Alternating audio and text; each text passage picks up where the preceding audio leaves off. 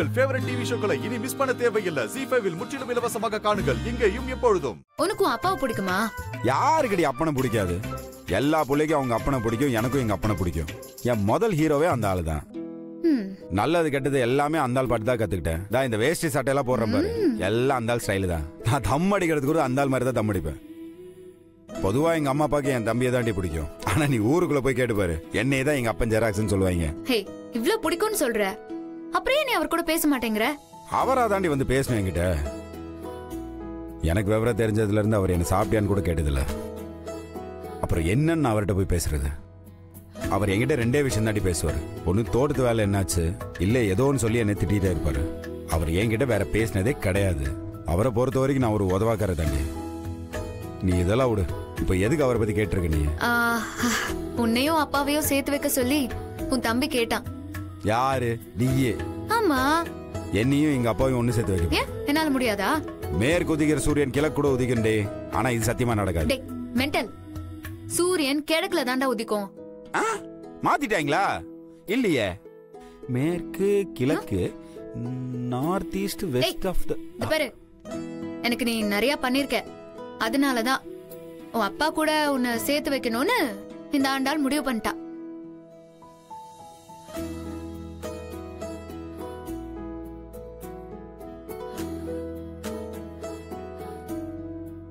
டேய்,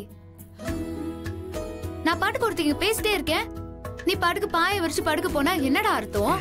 நீ சொல்றது இந்த ஜென்மத்துல நடக்காதுன்னு அர்த்தம். ஹே, எதுக்கு அப்படி சொல்ற? இங்க பாரு, உங்க அப்பா மொரட்டு பீஸா இருந்தாலும் லைட்டா தாண்டி முட்டா பீஸ்.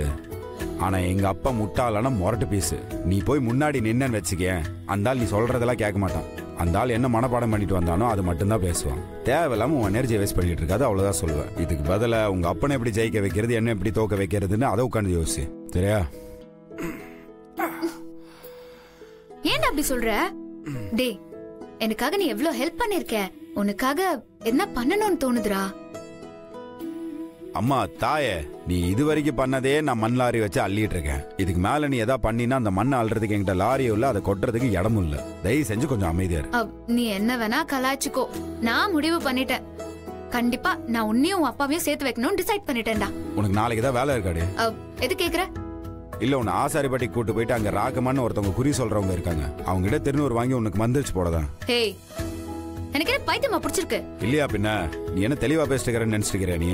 காலையில நான் சண்டை போட வேண்டியது, ராத்திரி நான் நல்லா பேச வேண்டியது, பக்கத்துல வர மாதிரி வருது, அதுக்கப்புறம் பலாறு நிறையுது பக்கத்துல வந்து.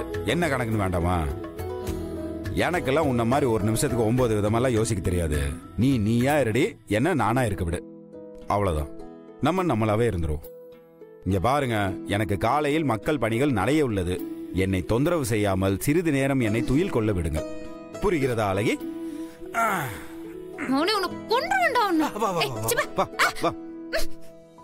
கொன்றோன்னு